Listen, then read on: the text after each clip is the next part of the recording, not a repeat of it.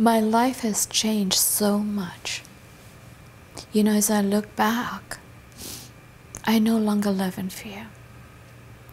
And I remember having questions when I would pray or just have my quiet time with God. I would say, Lord, why am I like this today? Why do I have an artificial jaw? Lord, why am I, I feel like my face isn't what it was after so many surgeries.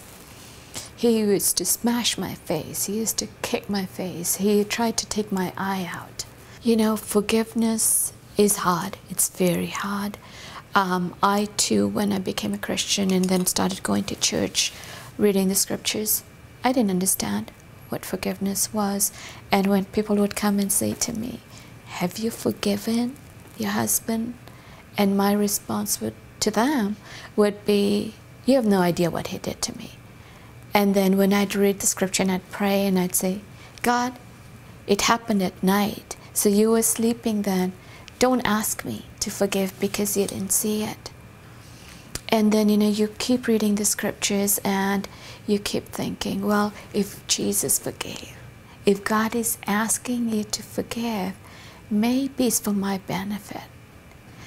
And it took me a number of years really to figure out that it was for me and not for him. But I still couldn't forgive because there was so much damage done to my inner being. The reason I went to the funeral was I wanted to put a closure. I wanted to see for myself that the man who was trying to kill me is actually dead before me. And so I really needed, because I did not trust this family.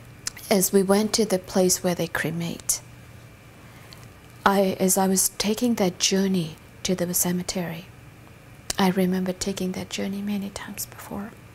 And he would get the kids involved in this conversation and say to them, do you want your mother dead? Do you want a new mummy? Do you want a better mummy? So what do we do with this mummy? Should we kill her? Who wants to light the fire first? And so it was a game, which child was going to put their hand up first.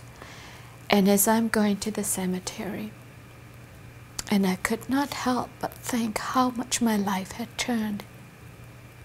Now it was getting into beauty. And here I was going to making ashes of someone else.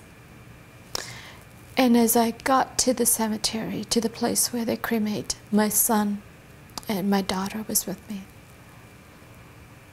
The last minute that I had with him to see his face, I just felt in my heart that I needed to do something.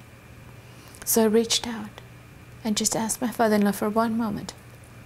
And I just put my hand on his and I said, today I forgive you.